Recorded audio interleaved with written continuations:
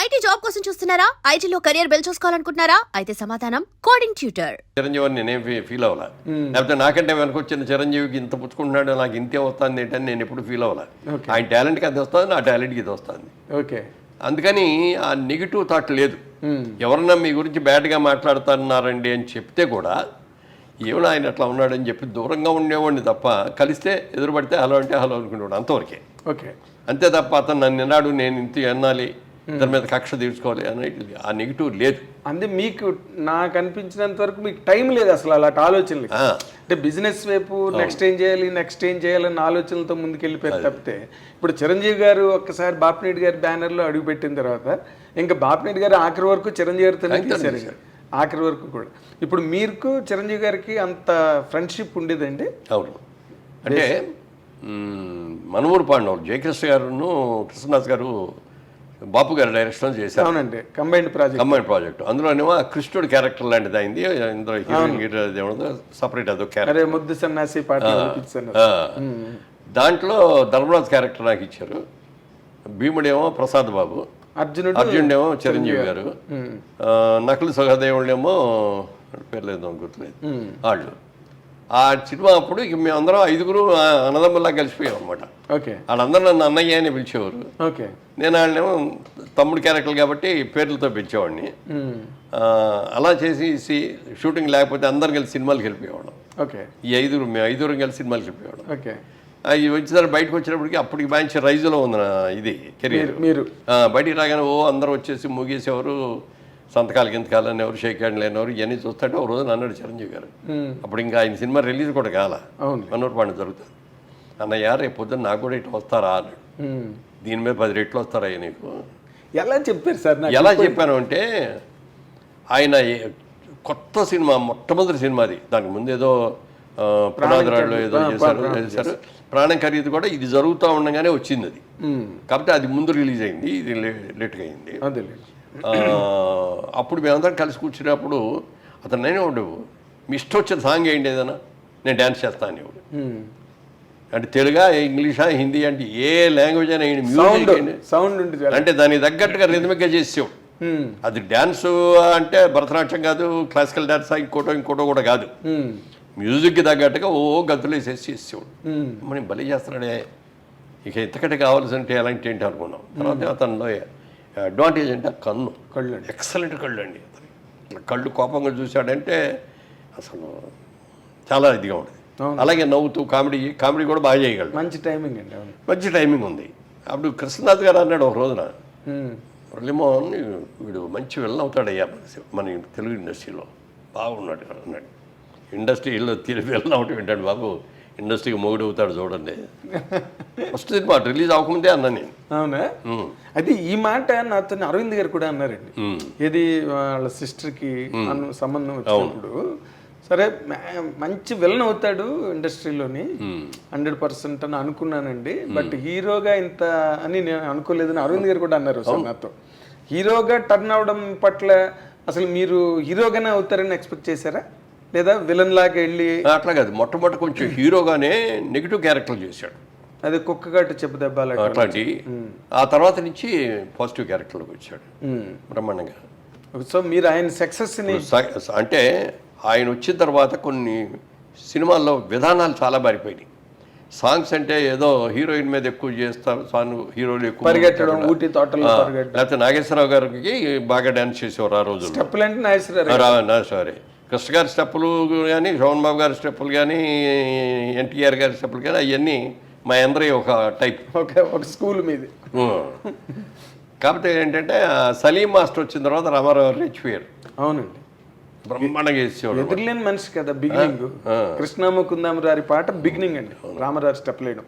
So ఆ విధంగా మేము పెద్ద టాలెంట్ కాకపోయినా ఉన్నంతలో చేయగలిగాం అనేది. బట్ చిరంజీవి వచ్చినప్పుడు టోటల్గా వరల్డ్ మారిపోయింది. అదే అన్న, సాంగ్స్ సిస్టమ్స్ మారిపోయింది, ఫైట్ సిస్టమ్స్ కూడా బోడదు మార్పు వచ్చింది. ఫైట్లో ఏం చేసేవారంటే, ఫైట్ మాస్టర్ లాగానే అన్న నువ్వే ఎక్కువ కష్టపడుతూ రిస్క్లన్నీ షార్ట్లన్నీ పెడతాను, డూపులు చేసేస్తారు, మధ్య మధ్యలో మీకు క్లోజ్ షాట్లు ఇస్తాను నేను.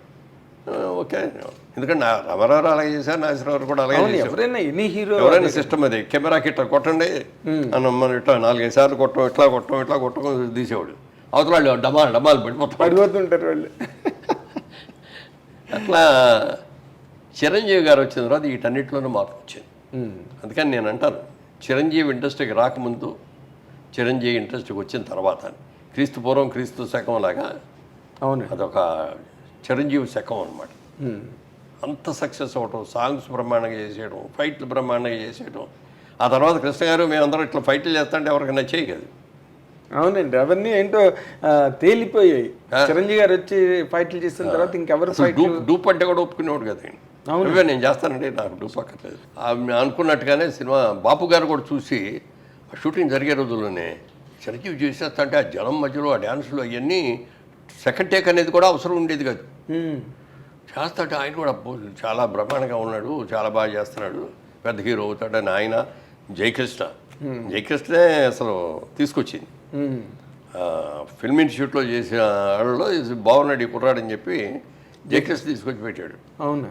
అప్పుడు క్రాంతి కుమార్ కూడా చూసి క్రాంతి కుమార్ ప్రాణం ఖరీదులో పెట్టాడు. సో అట్లా ఇక సక్సెస్ వచ్చేసి అవునండి దుమ్ము దులిపేశాడు. ఆయన ఒక యుగం కింద ఫామ్ అయిపోయి. అంటే అదొకటి. ఇంకో గొప్ప విషయం ఏంటంటే ఆయనకి వెనక ఎవరు లేరు, సొంతంగా కష్టపడి పైకి వచ్చిన వ్యక్తి. అంటే ఇక్కడ ఒక్క పాయింట్, మీరు ఒక 50 ఏళ్ల సినిమా పరిణామాలన్నిటికీ కర్మసాక్షి మీరు. అంటే మీరు అన్నిట్లో ఉన్నారు, ఇందులో లేరు, అన్నీ మీకు తెలుసు, బట్ మీకేమీ తెలియనట్టుగానే ఉన్నారు ప్రతిదీ. ఇప్పుడు మొదటి నుంచి కూడా సార్ అన్ని చోట్ల ఎక్కడ సినిమా ఇండస్ట్రీ గురించి ఎవరు మాట్లాడుకున్నా, ఒకరి ఎదుగుదల కానీ లేకపోతే ఒకరి తాలూకా డౌన్ఫాల్ కానీ, వీటన్నిటి మధ్యలో క్యాస్ట్ అనే పాయింట్ని ఎక్కువగా అందరూ రిఫర్ చేస్తారు సార్. అందరూ ఆల్మోస్ట్ సినిమా ఇండస్ట్రీ అనగానే ఓకే, రాజకీయాలు అంటే ఇంకా క్యాస్ట్ బేస్డే అనుకోండి, ఇంకా అవి ఓసీలు, ఎస్సీలు, ఎస్టీలు, ఇంకా ఆ గొడవలు. సినిమా ఇండస్ట్రీకి వచ్చే వరకు ఇది ఎంతవరకు కరెక్ట్ అంటుంది ఈ రూమర్ కానీ ఈ ఆరోపణ కానీ సినిమా పరిశ్రమ మీద? ఎందుకంటే మీరు ఒక వర్గం, చిరంజీవి గారు ఇంకొక వర్గం. బట్ చిరంజీవి గారి గురించి మీరు ఇంత గొప్పగా మొదటి నుంచి మాట్లాడారు, ఏం సార్? ఆయన రేజ్ కూడా అలాగే అందరూ ఎంకరేజ్ చేసి ఆయన తలని పట్టుకున్నారు. ఈ ఆరోపణ ఎందుకండి సినిమా పరిస్థితి? నాకు తెలిసినంత వరకు మెడ్రాస్లో ఇండస్ట్రీ ఉన్నంత వరకు ఏ రోజున కూడా క్యాస్ట్ ఫీలింగ్ అనేది లేదు అక్కడ. నువ్వేం క్యాస్ట్ అనేది ఎవరికి తెలిసేది కాదు.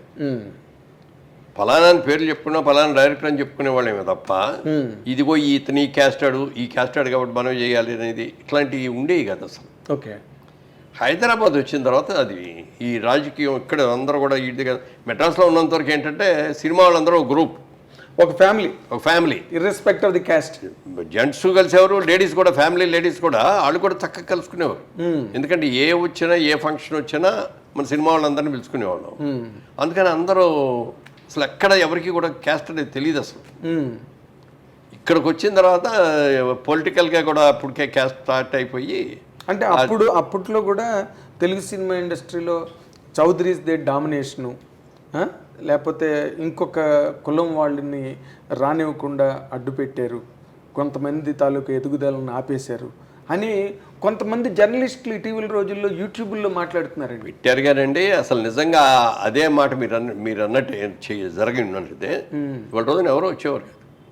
మరి సినిమా ప్రొడ్యూసర్లు ఎక్కువ 75% చౌదరీస్ ఆర్టిస్టు, మెయిన్ రామారావు, నాగేశ్వరరావు, సోహన్ బాబు గారు, కృష్ణ గారు, మీరు అందరూ. అవును, ఒక కృష్ణరాజు గారు మినహాయిస్తే అందరూ వాళ్ళు. మరి డిస్ట్రిబ్యూటర్స్, మీ ఏ డిస్ట్రిబ్యూటర్ కంపెనీ అయినా చెప్పండి, అందరూ వాళ్ళే. థియేటర్స్ ఉన్నాళ్ళు, అది ఎక్కువ వాళ్ళే. ఇంత డామినేషన్ ఉంది, ఫలానా వాళ్ళు రాకూడదని అనుకోవాలి. టాలెంట్ ఎవరి దగ్గర ఉంటుంది, ఎందుకంటే క్రియేటివ్ జాబ్ సినిమా అనేది. అవునండి. ఇది పార్టీ అంటే అది వేరే విషయం. ఇదిగో ఈ మన కులం అని చెప్పి ఇక్కడ పెట్టుకుంటే ఇతను ఓట్లు ఇన్ని వస్తాయి ఎందుకని చెప్పి కులానికి ఇన్ని ఓట్లు, సినిమా అది కాదు కదా. సినిమాలో టాలెంట్ మనం ఇచ్చిన క్యారెక్టర్ బాగా ఎవడు చేయగలడు, ఎవరికి మార్కెట్ ఉంది చూసుకొని చేస్తాం అంతే తప్ప సినిమాలో మెడ్రాస్లో ఉన్నంత వరకు అసలు క్యాస్ట్ అనేది లేదు సార్. ఎవరే క్యాస్టో కూడా తెలియదు. హైదరాబాద్ వచ్చిన తర్వాత మాత్రం కొంతవరకు వచ్చింది, బట్ అది కూడా టెంపరీ. ఇప్పుడైనా ఎవరికి టాలెంట్ వాళ్ళకి ఇస్తారు. అదేనండి అసలు ఇప్పుడు విజయబాబు రెడ్డి గారు నేను అన్నాను అనుకున్నాం మేము అందరం ఒక్క ఊరి నుంచి వచ్చాం, మేము ఇద్దరు రూమ్మేట్స్ అంత క్లోజ్. బాపిరెడ్డి గారు మీరు మరి అన్ని సినిమాలు చేశాను ఆయన దగ్గర. అప్పుడు 6-7 సినిమాలు చేశాను. చిరంజీవి వచ్చిన కానీ చిరంజీవికి షిఫ్ట్ అయ్యాడు. అది ఎప్పుడు తప్పని నేను అనుకోలే. చిరంజీవి టాలెంట్, అద్భుతమైన టాలెంట్ ఉంది, మంచి మార్కెట్ ఉంది, అప్పటికే బాగా మార్కెట్లోకి వచ్చాడు. అవునండి, ఫైల్లోకి అని చెప్పి బాపిరెడ్డి బాగుంటుంది అతనితో చేయి అన్నా. నేను కూడా అట్లా ఈర్ష్పడేవాడిని. అతను మన కులంగా అది అయితే బాపిరెడ్డి గారు ఇదేంటి అది, అతను కాపు మనం కమ్మ కదా ఇదేంటి అని అన్ని ఉండేవాడిని. నన్నే పెట్టుకోను, నేను నన్ను వదిలేసి అతను పెట్టుకుంటామంటే అనలేదు కదా. అవునండి. మనకి ఏంటంటే సినిమా ప్రొడ్యూసర్గా తెలుగాడు ఎవరైనా సరే సినిమా హిట్ అవ్వాలి, నటించగలగాలి కదండి, పెర్ఫామ్ చేయగలగాలి కదా. ఇప్పుడు ఎన్టీ రామారావు చౌదరి అయినంత మాత్రాన్ని ఆయన అందరూ ఆరాధించలేదు. అదే కదా, కృష్ణుడిగా రాముడిగా ఏ వేషం వేస్తే ఆ వేషాన్ని ఆరాధించారు రామారావుని. నాగేశ్వరరావు, దేవదాసు అలాంటి విప్రనారాయణ మహా పాత్రలు చేశారు ఆయన, కాబట్టి నిలబడ్డారు. అవును, పోయిన వాళ్ళు ఎంతమందో తెలియదండి. అదే కదా, ఇప్పుడు ఎంతమంది ఇండస్ట్రీకి వచ్చి ఎంతమంది వెళ్ళిపోయారు. ఈ రకమైన విమర్శ ఎక్కువ ఎదుర్కొన్న పరిశ్రమ సెక్టార్ ఏదైనా ఉంటే సినిమా ఇండస్ట్రీ ఒకటే సార్. మీరు చెప్పినట్టుగా అలా అయితే మీరు చిరంజీవి గారు వద్ద నన్నే పెట్టుకోమని చెప్పారు. తర్వాత అశ్విని దత్ గారు, దేవర ప్రసాద్ గారు, వీళ్ళందరూ కూడా చిరంజీవి గారితో సినిమాలు చేశారు. ఎన్నో రోజులు అందరూ కూడా వాళ్ళే, అందరూ ఎక్కువ చేయడం, ఆయన సినిమాలతోనే వాళ్ళు కూడా ప్రయాణం చేయడం మనం కళ్ళెదురుగుండా జరిగిన చరిత్ర అది. అయితే ఇప్పుడు ఇంకొక పాయింట్ సార్, ఇప్పుడు మీరు మీ కెరీర్లో మీరు ముందుకెళ్తున్న దాంట్లో మీరు ఒక సినిమా రంగంలో 50 ఏళ్ళు, వ్యాపార రంగంలో 60 ఏళ్ళు, రాజకీయ రంగంలో 40 ఏళ్ళు, ఈ మధ్య ఫ్లాగ్షిప్ ప్రోగ్రామ్ లాగా నడిచాయి సార్ ఛానల్స్లో అన్నిట్లో. అంటే చాలా సుదీర్ఘమైన స్ట్రెచ్. మీరు ఆరోగ్యంగా ఉండడం భగవంతుడి అనుగ్రహం వల్ల మీకు చక్కటి ఆరోగ్యం ఇచ్చారు కాబట్టి, ఇందులో మీరు ఎక్కువగా ఎంజాయ్ చేసిన రంగం ఏదండి? సినిమా రంగమా, వ్యాపార రంగమా, రియల్ ఎస్టేటా, రాజకీయమా? అంటే మొదటి నుంచి కూడా నాకు బిజినెస్ అనేదే ఇంట్రెస్ట్ అని చెప్పాను కదా. అవునండి. అందుకని నేను అనుకున్నది సాధించాను, బిజినెస్లో స్టాండ్ అయ్యాను, నేను కొద్దిగా గొప్ప సంపాదించుకున్నాను అనేది వరకు నాకు ఇప్పటికి కూడా బిజినెస్ మీదే ఆలోచన. సినిమాల్లోకి వచ్చిన బిజినెస్ ఆలోచించాను, సినిమాని కూడా బిజినెస్గానే ఆలోచించాను, బిజినెస్గానే ఆలోచించాను. తర్వాత రాజకీయాల్లోకి వెళ్ళేటప్పుడు మాత్రం బిజినెస్ని ఇట్లని ఎక్కడ నీతిగా నిజాయితీ అక్కడ 100% నీతి నిజాయితీ చేసాం. ఇక అందుకని ఇంకెక్కడా కూడా బిజినెస్ అనేది ఆలోచించాల. సో బిజినెస్గా నేను అవ్వాలనుకున్నాను, అయ్యాను. ఆ సాటిస్ఫాక్షన్ వండర్ఫుల్ సాటిస్ఫాక్షన్. అది సినిమా యాక్టర్ అవ్వడం అనేది ఒక అదృష్టం.